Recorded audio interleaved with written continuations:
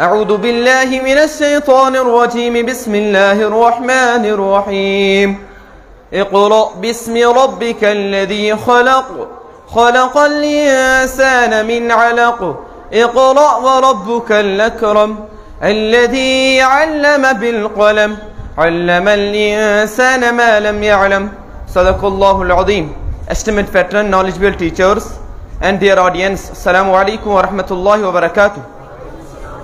It's a great honor for me to join this contest. Bismillahir Rahmanir Rahim. In the name of Allah, the most merciful and the most gracious. All praise be to Allah subhanahu wa ta'ala, the Lord of the world, the master of the day, after the creator of everything in this universe. Peace and salutation be upon our Prophet Muhammad sallallahu alaihi wasallam, who has brought us from darkness into the brightness and guided us into the right way of life.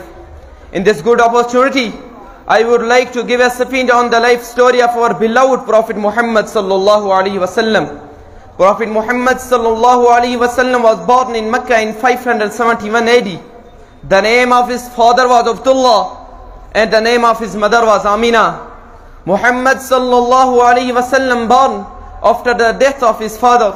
His mother also died when he was only 6 years old. After the death of his mother, Muhammad sallallahu alaihi wasallam, brought up by his grandfather Abdul Muttalib and later on by his uncle Abu Talib. From the very childhood, Muhammad sallallahu alaihi wasallam was serious minded and very often to think about everything which he saw around him. As a young boy of 13 years, he joined his uncle in his business. During his trade journeys, he was curiously watched the various customs of the different Arab societies. At the age of 25 years, he was employed by a rich widow Khadija radiyallahu ta'ala anha for looking after her business. She subsequently married him. Prophet lived with her till her death. After her death, Prophet married other women who were also widows, except the fourth one, Hazrat Aisha radiyallahu ta'ala anha, who was the daughter of his friend Hazrat Abu Bakr Siddiq radiyallahu ta'ala anhu. Prophet Muhammad sallallahu alaihi wasallam had 3 sons and 4 daughters, except the fourth one, Hazrat Aisha radiyallahu ta'ala anha, survived him. From other wives, there were no children. Prophet Muhammad sallallahu alaihi wasallam thought seriously about the evils in the society and was anxious to find out ways and means to remove them. He used it to go to a lonely in the mountains called Hira, where he thought about the concept of God, religion and reform of the society. In the month of Ramadan, when Prophet Muhammad sallallahu alaihi wasallam was meditating in the cave, he heard a strange voice. The voice was from angel Jibreel, who was sent to him by God. Jibreel whispered in the ears of Prophet Muhammad sallallahu alaihi wasallam, "Iqra bismi rabbika alladhi khalaq." Read in the name of Allah, the creator of all things. Alladhi allama bil qalam. Iqra bismi rabbika alladhi khalaq khalaqal insana min alaq.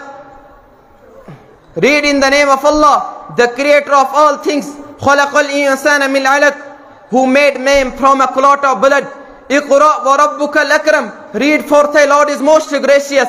Alladhi allama bil qalam, teaches man what he does not know. This was the first message of God to the Prophet sallallahu alaihi wasallam.